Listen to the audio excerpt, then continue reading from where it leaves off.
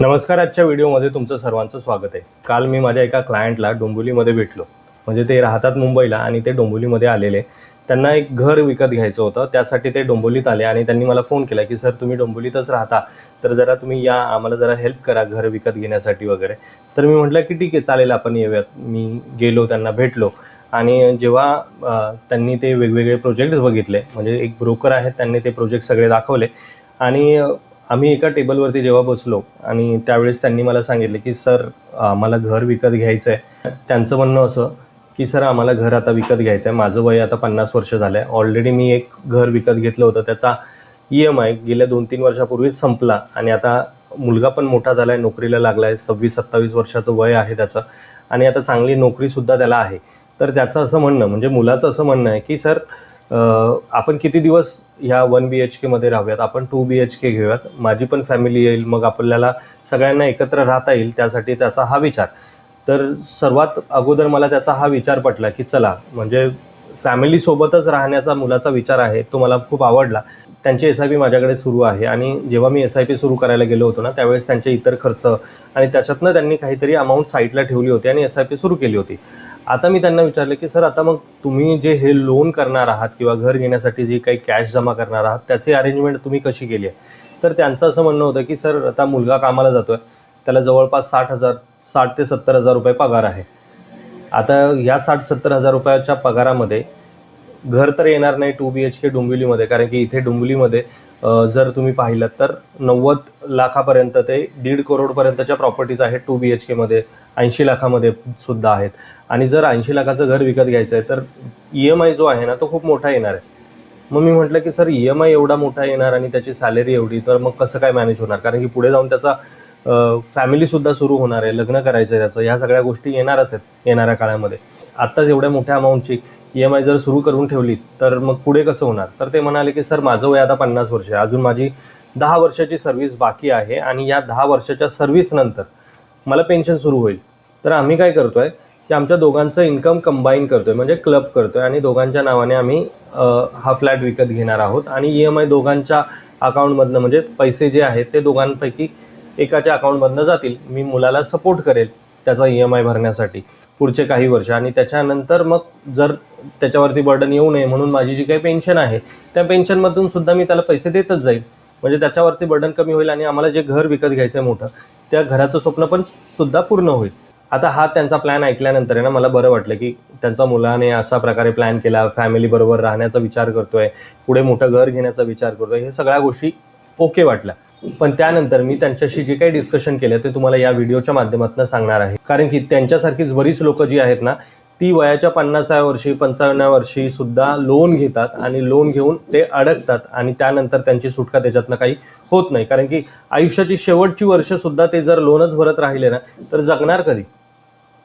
हाच प्रश्न मी त्या सरांना सुद्धा विचारला की सर तुम्ही 50व्या वर्षी होम लोन घेण्याचा विचार करताय, मुलाबरोबर क्लब करण्याचा विचार करताय, आत्ता तर खरं तर ॲक्च्युली ती गरज नाही आहे तुम्हाला लोन घेण्याची किंवा तुम्हाला घर घेण्याची. आत्ता तर काही गरज नाही, कारण की मुलाचं वय फक्त 27 वर्ष आहे. त्याचं लग्नही पुढच्या 3-4 वर्षामध्ये होणार आहे. म्हणजे मी त्यांच्या जेव्हा मुलाशी बोललो ना की लग्नाचा काय विचार आहे, तर तो म्हणाले की सर अजून 4-1 वर्ष तरी लग्न करायचा विचार नाही आहे. आणि मुलगीचं काय, मुलगी बघून ठेवली आहे का? कारण की हल्ली तर लोक लव्ह मॅरेजच करतात. तर तो म्हणाला की हो, माझ्या ऑफिसमध्येच एक मुलगी आहे आणि तिच्याबरोबर मला लग्न करायचं आहे. घरातल्यांना सुद्धा ह्या सगळ्या गोष्टी माहिती आहेत. तर मग मी विचार केला, मग आता एवढ्या लवकर घाई का करतोयस होम लोन घेण्यासाठीचं? कारण की ऑलरेडी घर आहे, 4 वर्षानंतर लग्न करायचं आहे, फॅमिलीबरोबर तोपर्यंत तू राहू शकतोस. आत्ताच तू 2 BHK घेणार, 2 BHK मध्ये शिफ्ट होणार. जेव्हा 2 BHK मिळतो आपल्याला त्यावेळेस तो रॉ फ्लॅट असतो, त्याच्यामध्ये इंटिरियर करावं लागतं, फर्निचर करावं लागतं, हा सगळा खर्चसुद्धा येणार आहे. मग एवढी घाई कशासाठी? तर तो म्हणाला की नाही, माझं आता जस्ट चांगली नोकरी लागलेली आहे, पगार चांगला आहे आणि माझं पहिल्यापासूनचं स्वप्न आहे की एक मोठं घर असायला हवं आणि माझ्या वडिलांसोबत, आईवडिलांसोबत मला तिथे राहायचं आहे लग्नानंतर. विचार चांगला आहे, पण जर प्रॅक्टिकली विचार केला ना तर कुठेतरी अडकण्यासारखंच आहे. कारण त्याला सांगतो, वडिलांचं वय 50 वर्ष आहेत, पुढचे 10 वर्ष शिल्लक आहेत, त्यांना त्यांचा रिटायरमेंट फंड तयार करायला हवा, ना की नवीन लोनमध्ये अडकायला हवं. आणि मुलाला सुद्धा मी हे सांगितलं की बघ, तुला 4 वर्ष आहेत लग्न करण्यासाठी, तुला म्युच्युअल फंडमध्ये पैसे गुंतवायचे नाही आहेत, हे त्याने मला अगोदरच सांगितलं होतं. कारण की मी जेव्हा त्याच्या वडिलांची SIP करण्यासाठी गेलेलो त्यावेळेस त्यांनी हेच सांगितलं की सर मुलाला आत्ता सध्या तरी काही करायचं नाही आहे. मी म्हटलं ओके. मग मुलालाही मी तेच सांगितलं की जर तुला 4 वर्ष पुढचे 4 वर्ष लग्नाला आहेत आणि तुम्हाला तेवढी वेळ आहे आणि तुला म्युच्युअल फंडमध्ये पण पैसे गुंतवायचे नाहीत, तर हे पैसे तू दर महिन्याला साईडला ठेवत गेलात, कारण की आता तर घरात देण्याची गरज नाही, सर घर चालवतातच. मग हे जे 60,000 रुपये महिना येतो आहे तो जर साईडला ठेवत गेलात पुढचे 4 वर्ष, तर एक चांगला फंड तयार होईल, एक चांगली अमाऊंट तयार होईल, जो पैसा तुम्ही डाऊन पेमेंट म्हणून देऊ शकता, जेणेकरून तुमचा EMIचं बर्डन जे आहे ते कमी होईल. आणि लग्नानंतर जर तुम्ही हा रूम किंवा हा फ्लॅट घेण्याचा जर विचार केलात ना, तर अतिउत्तम होईल. त्याला कारण म्हणजे जे होम लोन क्लब करणार होते वडिलांबरोबर किंवा वडिलांच्या पेन्शन बरोबर, वडिलांच्या सॅलरी बरोबर, ते क्लब करता येईल वाईफच्या सॅलरी बरोबर. कारण की ती वाईफ जी आहे ती पण वर्किंग होती, तिलाही 40-45 हजार रुपये पगार होता. म्हणजे दोघांचं इन्कम क्लब केलं तर जवळपास 1,10,000 पर्यंत जाऊन पोहोचत होतं. मग एवढी जर सॅलरी हातामध्ये असताना वडिलांच्या सॅलरी बरोबर क्लब करण्यात कुठलं शहाणपण आहे. आणि वडील किंवा आई वडील सुद्धा बऱ्याच वेळेस ना अशा मुलांना सपोर्ट करतात की नाही चला आपण त्यांना सपोर्ट करायला हवं होतं, किंवा आपण त्यांना जर करून दिलं तर त्यांच्यावरचं बर्डन कमी होईल. पण मला सगळ्यांना हा एकच प्रश्न विचारायचा आहे की ज्यावेळेस तुम्ही तुमचं स्वतःचं घर विकत घेतलं किंवा ज्यावेळेस तुम्ही तुमच्या एक संसार थाटला त्यावेळेस तुमच्या घरातल्यांनी किती तुम्हाला सपोर्ट केला होता?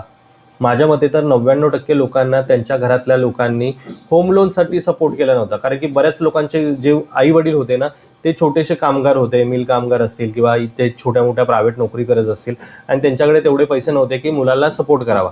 मुलांनी स्वतःच्या जीवावरती तो एक 1 BHK घेतला असेल, त्याची EMI आत्तापर्यंत फेडली आहेत, मुलांची शिक्षणं केली, सगळ्या गोष्टी केल्या, आणि आता ते लोन फ्री झालेत. आणि ह्या लोन फ्री झाल्यानंतर नवीन लोनमध्ये पडण्याची गरजच नाही आहे ॲक्च्युली. कारण की जर आता मुलं मोठी झाली आहेत, आता ते कमवती झाली आहेत, तर त्यांचे निर्णय त्यांना घेऊ द्यात, त्यांना त्यांचं फायनान्शियली स्ट्रॉंग होऊ द्यात, त्यांना त्यांचं फाउंडेशन बिल्ड करू द्यात. जर तुम्ही प्रत्येक वेळेस तुम्ही जर त्यांना मदत करत राहिलात तर त्यांचं फाउंडेशन कधी बिल्ड होईल? कधीच नाही होणार. त्यांना माहिती आहे की कुठेतरी आपण अडकलो तर आई वडील आहेत सपोर्ट करायला, कुठेतरी आपण अडकलो आई वडील आहेत सपोर्ट करायला. त्यामुळे जेव्हा मी त्यांच्या मुलाला सांगितलं की पुढचे 4 ते 5 वर्ष तुझ्याकडे शिल्लक आहेत आणि या शिल्लक वर्षामध्ये जेवढे पैसे जमा येतील तेवढे पैसे जमा कर. वडिलांचा सुद्धा EMI संपलेला आहे, त्यांची SIP जरी चालू असली तरी थोडीफार अमाऊंट त्यांच्याकडे पण शिल्लक राहते, ती सुद्धा तुझ्याकडे जमा कर. आणि असं करून एक चांगला कॉर्पस तयार कर, एक चांगला फंड तयार कर, जेणेकरून जेव्हा तू 2 BHK घेण्याचा विचार करशील ना त्यावेळेस तुझ्याकडे चांगल्या डाऊन पेमेंटसाठी रक्कम तयार झालेली असेल आणि त्यावेळेस कर. तर त्याच्यानंतर त्याचा असा एक प्रश्न होता की सर 4 ते 5 वर्षानंतर प्राइजेस तर वाढणार आहेत, पण म्हणून काय आत्तापासूनच EMIमध्ये अडकायचं का? आणि जर तुम्ही EMI सुरू केली ना तर सुरुवातीच्या काही वर्षांमध्ये ना फक्त तुमचं इंटरेस्टच जातं, तुमची मुद्दल जात नाही. त्यामुळे आपल्याला असं वाटतं की महाग होणार आहे, पण इथे सुद्धा तुम्ही EMIमध्ये इंटरेस्टच पेड करताय. मग त्याऐवजी जर तुम्ही डाऊन पेमेंट जास्त केलं तर ते तुमच्यासाठी चांगलं सोयीस्कर होईल ना, ज्याच्यामुळे तुमचा इंटरेस्ट कमी जाणार आहे, ज्यामुळे तुम्हाला इंटरेस्ट कमी पेड करावा लागणार आहे. ह्या गोष्टी जेव्हा मी त्यांना समजावून सांगितल्या तेव्हा त्यांना असं वाटलं की नाही, आपण जे सर सांगतात आहेत किंवा जे बोलतात आहेत त्याच्यावरती एकदा विचार करायला हवा. कारण की उगाच लगेच घाई करण्यात काही अर्थ नाही आहे. मीही तेच त्यांना सांगत होतो की सर त्याचं लग्न होऊ द्या, त्याची संसार सुरू झाल्यानंतर त्यांच्या नावावरती त्यांना त्यांचा स्वतःचा 2 BHK घेऊ द्यात, आणि तोपर्यंत तुमची जेव्हा रिटायरमेंट होईल तोपर्यंत तुमच्याकडे सुद्धा तुमच्या SIPच्या माध्यमातून एक चांगला फंड तयार झालेला असेल आणि उतार वयामध्ये तुम्हाला ह्याच पैशांची गरज भासेल. आपण प्रत्येक वेळेस म्हणतो की आपली मुलं खूप चांगली आहेत, संस्कारी आहेत, ते आपल्याला सांभाळतील, उद्या आपल्या सगळ्या गोष्टी करतील. योग्य आहे, मान्य आहे, सगळ्या गोष्टी मान्य आहेत, पण पुढे काय होईल हे कोणीही सांगू शकत नाही. त्यासाठी आपल्या पदराशी आपले पैसे असणं खूप गरजेचं आहे या वयामध्ये तरी. कारण की जसं तुमचं वय 60च्या पुढे जातं त्यावेळेस तुमच्याकडे वेगवेगळ्या आजारांनी ग्रासले जातात. कारण की आपण कधीच आत्तापर्यंत आपली स्वतःची काळजी केलेलीच नसते, आणि मग हे जे आजार आहेत ते वयाच्या 60व्या वर्षानंतर सुरुवात होते. हेच मी त्यांना समजावण्याचा प्रयत्न केला, आणि हेच मला तुम्हाला सगळ्या लोकांना समजावायचं आहे की जर तुमचं वय 50 आहे, 55 आहे, तर हा तुमच्यासाठी डेड एंड आहे. याच्या पुढे तुम्ही कोणत्याही प्रकारची EMIच्या जाळ्यामध्ये अडकण्याचा विचारही करू नका.